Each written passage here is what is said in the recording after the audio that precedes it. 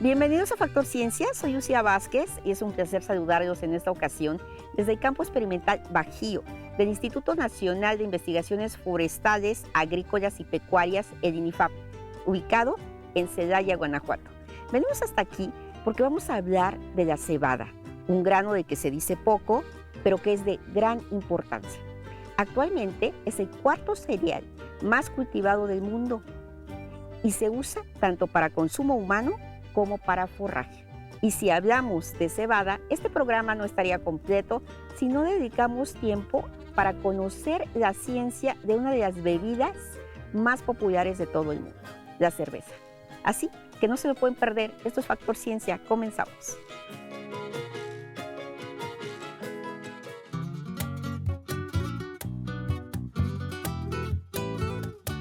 La cerveza es una bebida de bajo contenido alcohólico cuya elaboración involucra una serie de procesos biotecnológicos. Los historiadores señalan a Mesopotamia como la cuna de la cerveza. Se dice que su invención fue accidental al mezclar granos y agua.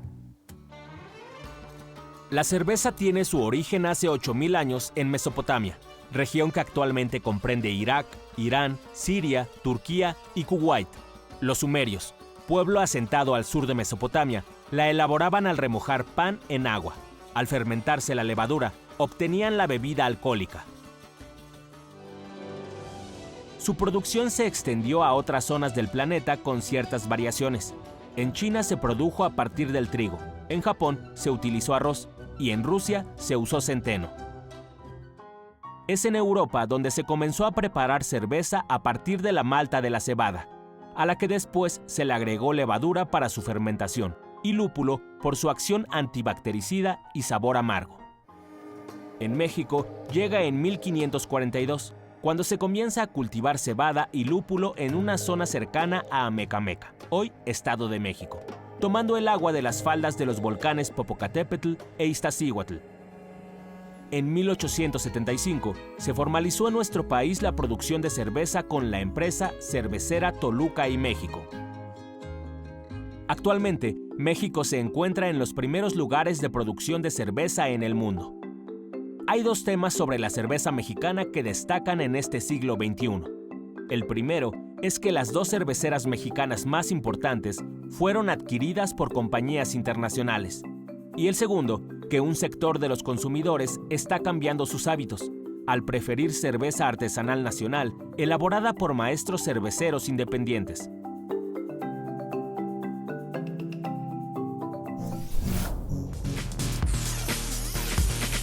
Para conocer algunos datos interesantes sobre este producto, conversamos con el maestro Armando Ochoa López, uno de los pocos mexicanos reconocidos a nivel mundial, que domina los principios del arte y la ciencia en el proceso de cervezas de calidad.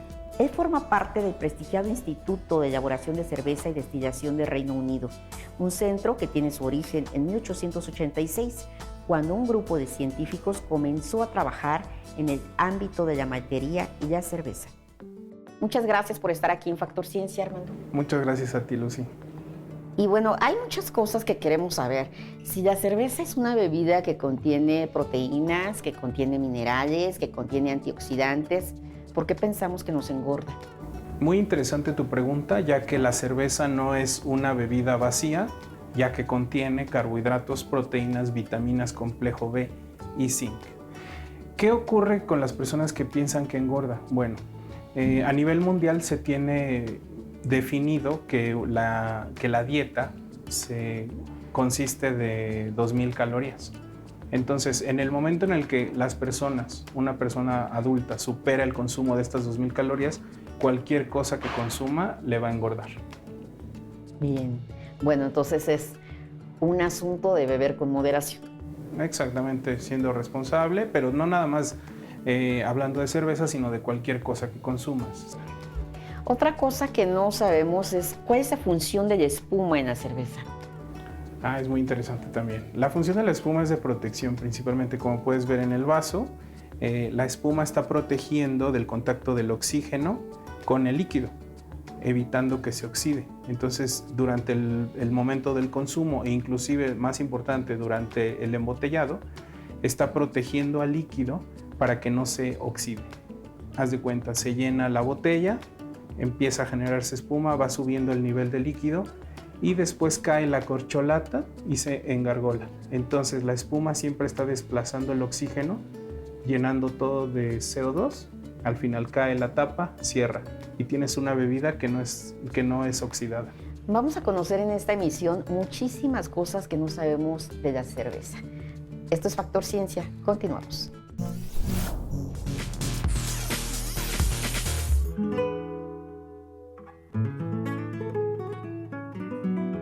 Estoy ahora con el doctor Miguel Ángel Ávila Perches. Él es investigador de INIFAP.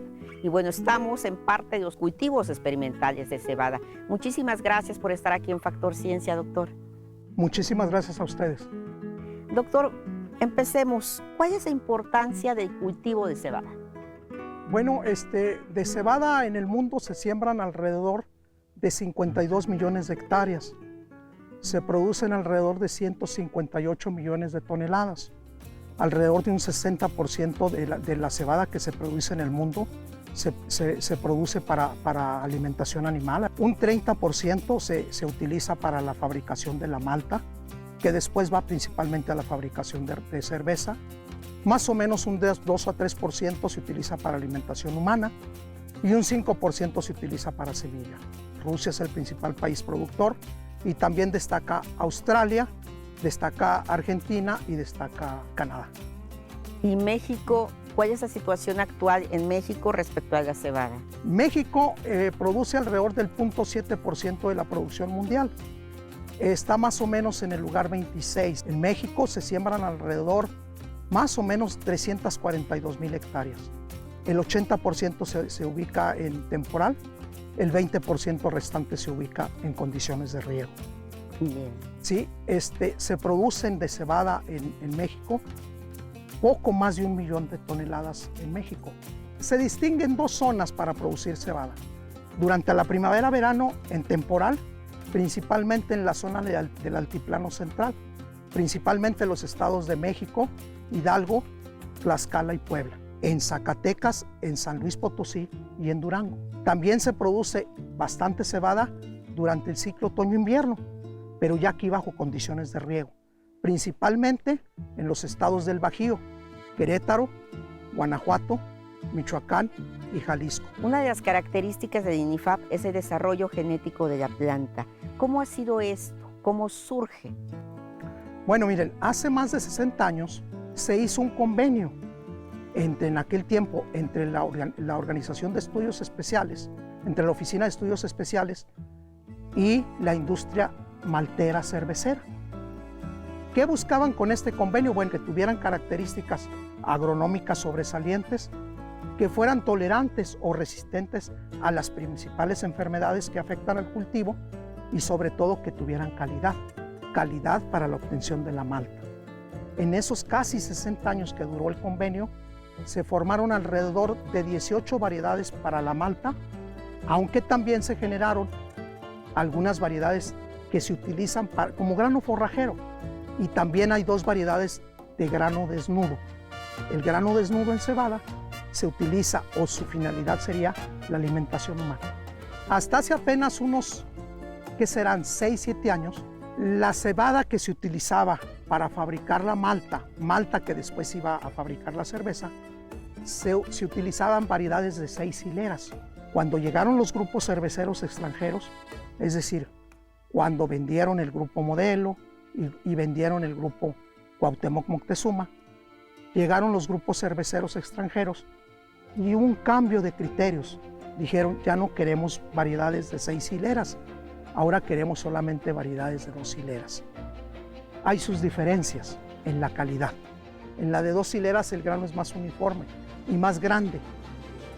Para hacer la malta tienen que germinar el grano. Así es. ¿Sí?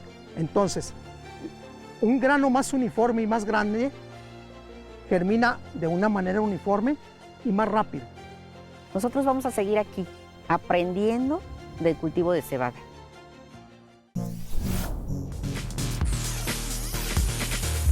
Vamos a seguir conversando con el maestro Armando Ochoa, pero ahora sobre el proceso de elaboración de la cerveza. Vamos a hablar de cerveza. Y quisiera primero explicar el proceso. Vamos a imaginarnos una fruta. Una fruta tiene su piel en la parte externa y en esta piel hay colocadas unas levaduras. Esto es de forma natural. Es un hongo unicelular que cuando la fruta madure va a buscar entrar al interior de la fruta, vamos a pensar en una mandarina, y va a consumir esos azúcares que están dentro y va a generar alcohol y CO2. Esto ocurre en la naturaleza. Es importante saber que la cerveza es exactamente lo mismo. Lo que va a pasar es que un hongo, una levadura, se va a comer los azúcares fermentables y va a dejar CO2 y alcohol. ¿Sí? Bueno, entonces lo que sigue ahora es que les explique cómo se hace el mosto, cómo se hace el líquido dulce. Para generar todas las bebidas alcohólicas es necesario hacer un mosto, es decir, un líquido dulce que puede ser a partir de frutas, agave, papa. En el caso de la cerveza es de malta de cebada. Y les voy a mostrar el mosto.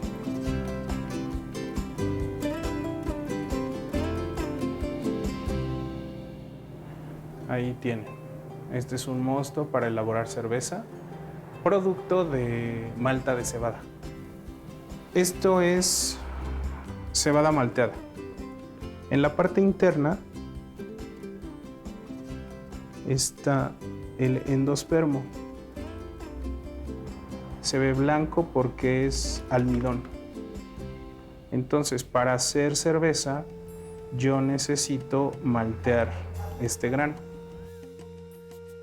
Entonces, una vez que se cosecha, se envía a la maltería, luego ir partiendo y se hacen diversas pruebas de calidad. La idea es comprobar que el grano está en buen estado, que el grano está sano, que no está podrido, que no trae tallos, carretillas, insectos, lodo, etcétera, piedras. Una vez que supera la prueba del departamento de calidad en la maltería, inicia el proceso de malteo. Lo estoy vaciando ahí para que vean cómo va a empezar a adquirir color el agua. Esta malta, que es malta base, pasa por el siguiente proceso. Primero se remoja algunas horas para despertar el embrión que se encuentra en la parte de abajo y va a empezar a hacer el ejercicio que hicimos todos del frijolito con el algodón, que se empezaba a alimentar la plantita de toda la parte interna, que es lo blanquito que vimos. Entonces de la parte de abajo van a empezar a salir unas raicillas que son las que se van a fijar al suelo, y del otro lado va a salir un tallo que se llama plúmula. Después de que se inicia este proceso, se pasa al piso de germinación. En ese momento empieza a crecer desde un lado la plúmula, el tallito, y va creciendo longitudinalmente hasta alcanzar el otro extremo, aproximadamente 3-4 días. Cuando llega al otro extremo, podemos decir que ya está terminado el proceso de germinación. Entonces pasa a nuestro piso de secado y tenemos ya así tal cual como se encuentra en este momento nuestra malta base. Esta malta base representa el mayor porcentaje de la receta para hacer nuestro mosto. Existen otros tipos de malta, como es este, que se llaman maltas especiales. Voy a partir otra vez, que es más duro, y se puede observar que es diferente, es un poco más oscuro. Esta se llama malta caramelo, es una malta especial. Este es un grano especial, caramelo, es más oscuro porque implicó un proceso un poco distinto. Después de la germinación se coció con vapor. En el momento en el que yo empiezo a cocinar esos almidones que se están convirtiendo en azúcar fermentable, se carameliza.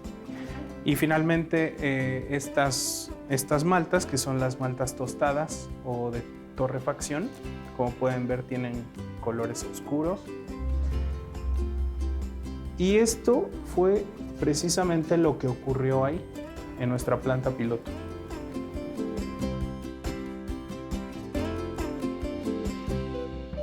Seguiremos conversando más adelante con el maestro en ciencia cervecera y destilación, Armando Ochoa.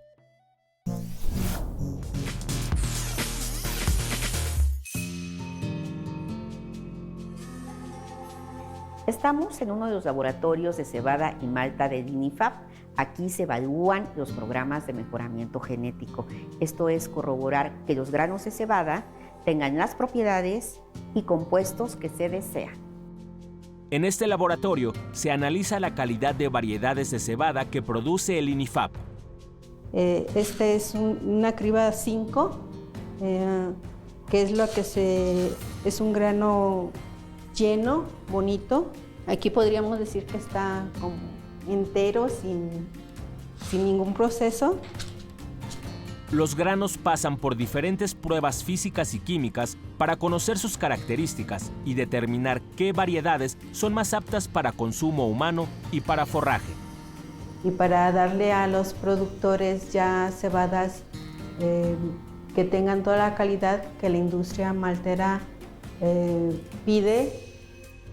Un factor fundamental que se analiza es el malteo, el proceso para la obtención de la malta, la esencia de la cerveza. En un procedimiento controlado, se interrumpe la germinación y se pasa al secado y tostado de la semilla. Todo esto para que los almidones que tiene el grano se conviertan en azúcares, y todo ese proceso lo hace la humedad o el remojo, la germinación y el secado. Ya cuando está el secado es que las enzimas ya transformaron el almidón en azúcares. La cebada es un cereal que contiene fibra, minerales, vitaminas, proteínas y almidón. Lo más valioso para la industria cervecera son granos bajos en proteína y altos en almidón, para obtener la cantidad necesaria de azúcares fermentables en la generación de alcohol. Dependiendo del tipo de malta, es la cerveza que se obtiene. Esta es una malta caramelo. En aroma es agradable, en sabor también es dulce, sabe como tipo miel. Este tipo de malta se hace para las cervezas claras. Una malta que es utilizada para la elaboración de cervezas oscuras es la chocolate. Su horneado es a una mayor temperatura. Y esta es una malta chocolate. Se ve más tostada porque lleva un doble secado. Entonces el sabor es más amargo, como casi a café. Y son las cervezas más que tienen ese sabor como a café, como chocolate. De esta forma, la ciencia aporta en la producción de cervezas mexicanas de calidad.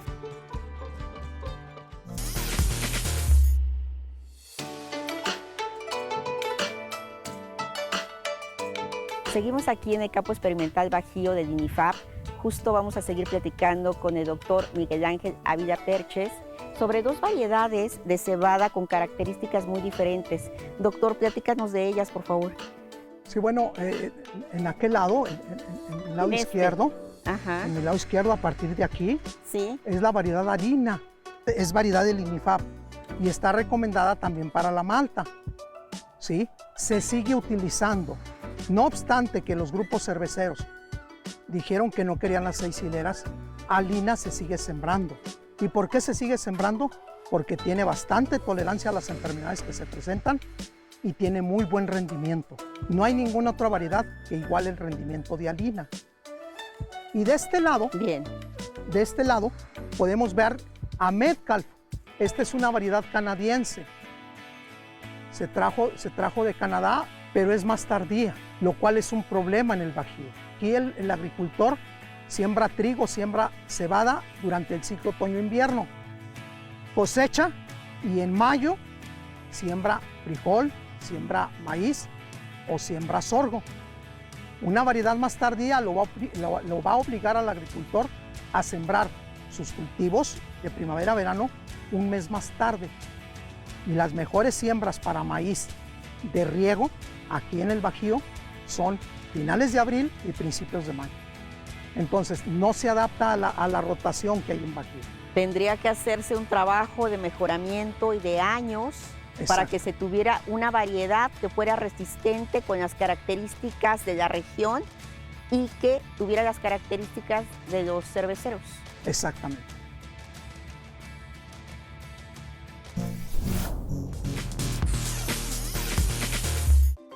Vamos nuevamente con el maestro en ciencia cervecera y destilación, Armando Ochoa, para agregar los siguientes ingredientes a nuestra cerveza artesanal. Ahora vamos a pasar a nuestro segundo ingrediente, que es el lúpulo. Este es el lúpulo y es el encargado de conferir aroma y sabor amargo a la cerveza. Entonces voy a añadir un poco aquí a mi agua.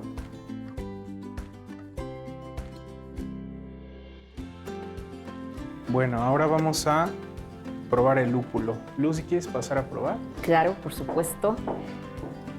A ver, ¿qué tenemos ahí, maestro? Esta es la forma en la que se encuentra naturalmente el lúpulo.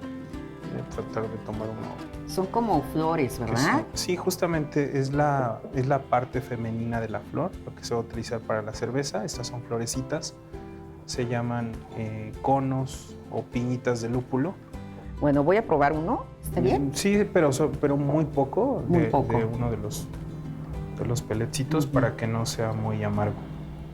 Bueno, me gustan Sí. los sabores amargos, Ok. déjame decir. Y bueno, esto le va a conferir entonces protección a nuestro mosto dulce para que las bacterias no vayan a querer competir por el azúcar.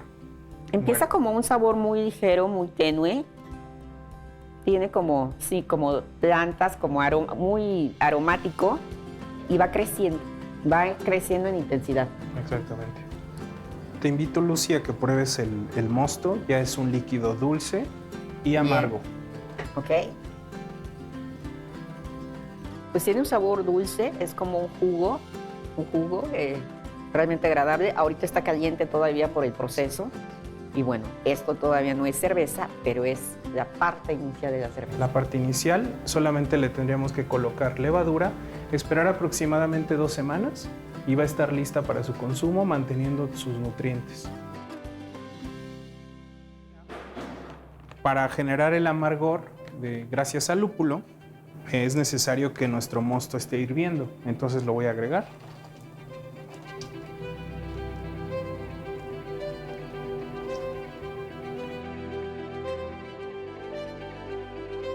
Esta es la levadura, es Saccharomyces cerevisiae, es la encargada de realizar la fermentación. ¿Qué hace nuestro hongo unicelular? Empieza a consumir los azúcares fermentables y va a dejar en el medio alcohol y CO2. ¿Qué tiene nuestra levadura? Nuestra levadura tiene carbohidratos, proteínas, vitaminas, complejo B y zinc. Todos estos nutrientes se van a mantener en nuestra cerveza como producto terminal. Entonces, bueno, ¿qué tenemos aquí? Tenemos nuestro mosto que ha sido pintado, como podemos ver, y ya se le añadió el lúpulo. Entonces ahí tendríamos mosto cervecero. Entonces es un líquido dulce y amargado. Entonces ya tenemos ahí nuestro líquido. Bueno, entonces este es un símil de lo que se hace en el macerador, en nuestra fábrica de cerveza.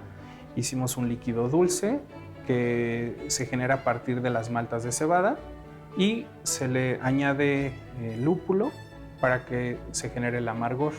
Entonces tenemos un líquido dulce y amargo.